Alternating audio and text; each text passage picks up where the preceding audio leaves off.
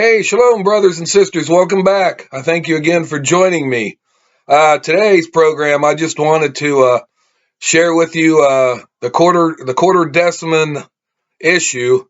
It all started getting taking root in the second century, and it was finalized in 325 CE by Constantine and the Council of Nicaea.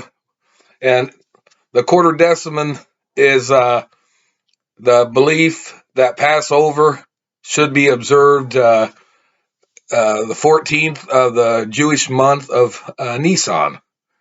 And that was the belief of the early Jewish Christians in Jerusalem and around the area. But in the West, especially in Italy, they started coming up with this Easter Sunday. And of course, in other shows in the past, I've talked about Easter and the pagan roots behind it. And it was a big conflict. And later on, like I said, in 325, Constantine made it a Roman law that you can't Judaize. They did away with the Sabbath and replaced it with Sunday, and then the Sunday Easter. So these guys had this thing about Sundays, the sun day, the first day of the week. And I wanted to read something here because it tells you the story, and I think it suits the issue right here. And I'm going to read an next little excerpt from Dr. Sam right here in his book. I've did a book review on this, and it's an amazing work about the history of the Sabbath and how it was turned into Sunday. And here he talks about the quartodeciman issue right here. And please excuse me about these Latin names or whatever of these some of these people, because I'm not really the best at saying their names, but I'm going to say it the best I can. Okay, I'm going to start out right here. The historian Eusebius, which was 260 to 340, the Common Era, he provides a valuable dossier of documents regarding the controversy which flared up in the second century over the date for the celebration of the Passover. There were, of course, two protagonists of the controversy. On the one side, Bishop Victor of Rome, which 189 to 199 Common Era. He championed the Easter Sunday custom, the celebration of the feast on a Sunday, usually following the date of the Jewish Passover, and threatened to excommunicate the recalcitrant Christian communities of the province of Asia, which refused to follow this instruction. On the other side, Polycrates, bishop of Ephesus, and a representative of the Asian churches, strongly advocated the traditional Passover date of Nisan 14, commonly called the Quartodeciman Passover. Polycrates, claiming to possess the genuine apostolic tradition transmitted to him by the apostles Philip and John, refused to be frightened into submission by the threats of Victor of Rome. Irenaeus, Bishop of Lyon, from circa 176 Common Era, according to Eusebius, intervened as peacemaker in the controversy. In his letter to Victor, Irenaeus not only displays not a humble spirit, but also endeavors to show to the Roman bishop that the predecessors of Soter, namely Anicetus and Pius and Hyginus and was it Forcius and Sixtus, even though they did not observe it, the Quartodeciman Passover, that is, were none the less at peace with those from the diocese in which it was observed. by stating that Sauter's predecessors did not observe the Quartodeciman Passover. Irenaeus implies that they also, like Victor, celebrated Easter on Sunday. By tracing the controversy back to Bishop Sixtus, and that was circa 116 or 126 Common Era, mentioning him as the first non-observant of the Quartodeciman Passover. Irenaeus suggests that Passover began to be celebrated in Rome on Sunday at this time. To conclude this from this passing reference of Irenaeus may be rightly deemed hazardous. There are, however, complementary indications which tend to favor the possibility. Bishop Sixtus, for instance, administered the Church of Rome right at the time of Emperor Hadrian, and that was Common Era 117 to 138, who, as we noted earlier, adopted a policy of radical repression of Jewish rights and customs. These repressive measures would encourage Christians to substitute the customs regarding the Jewish new ones. In Jerusalem, we noticed that Judeo-Christian members and leaders were at the time expelled from the city together with the Jews and were replaced by a new Gentile group.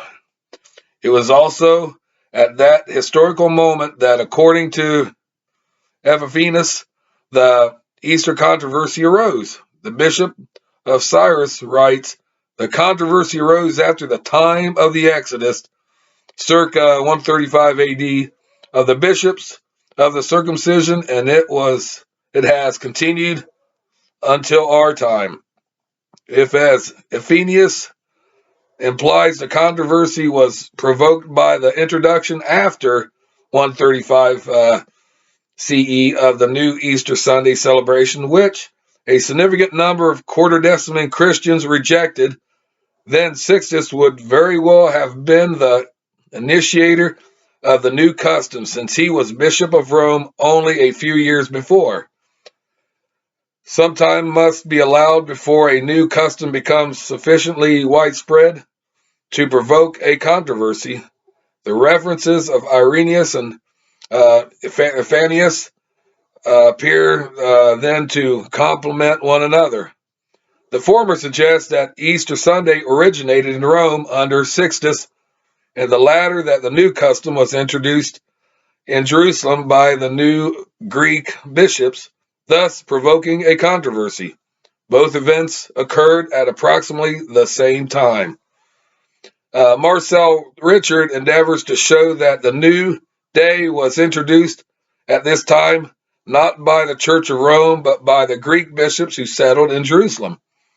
Owing to Hadrian's prohibition of Jewish festivals, they would have pioneered the new Easter Sunday date to avoid appearing Judaizing to the Roman authorities. While we accept Richard's conclusion that Easter Sunday was first introduced in Hadrian's time, we find it hard to believe that it was the new Gentile leadership of the Jerusalem church that introduced the new custom and to cause a large segment of Christianity to accept it, especially at a time when the church and the city had fallen into obscurity. There is wide consensus of opinion among scholars that Rome was indeed the birthplace of Easter Sunday. Some, in fact, rightly label it as Roman Easter. This is suggested not only by the role of the Church of Rome in enforcing the new custom and by Irenaeus' remarks, but also by later historical sources. In two related documents, namely the Conciliar letter of the Council of Nicaea, 325 CE, and Constantine's personal letter addressed to all bishops, the Church of Rome is presented as the prime example to emulate on the matter of Easter Sunday, undoubtedly because of her historical position and role in championing its observance. What is the relationship, one may ask, between the annual Easter Sunday and the weekly Sunday? Were the two feasts regarded perhaps as one similar feast that celebrated at different times the same resurrection event, or are they considered as two different feasts which fulfilled different objectives? If the two were treated as one similar feast, it would seem plausible to suppose that the birthplace of Easter Sunday could well be also the place of the origin of the weekly Sunday observance, which, since possibly the same factor acted in the same place to cause the contemporaneous origin of both. In numerous pastoral testimonies, the weekly and annual Easter Sunday are treated as basically the same feast commemorating the same event of the resurrection. In a document attributed to Irenaeus, it is specifically enjoined not to kneel down on Sunday nor on Pentecost, that is, the 7 weeks of the Easter period, because it is of equal significance with the Lord's Day. The reason given is that both feasts are a symbol of the resurrection. Tertullian confirms the custom but adds the prohibition of fasting as well.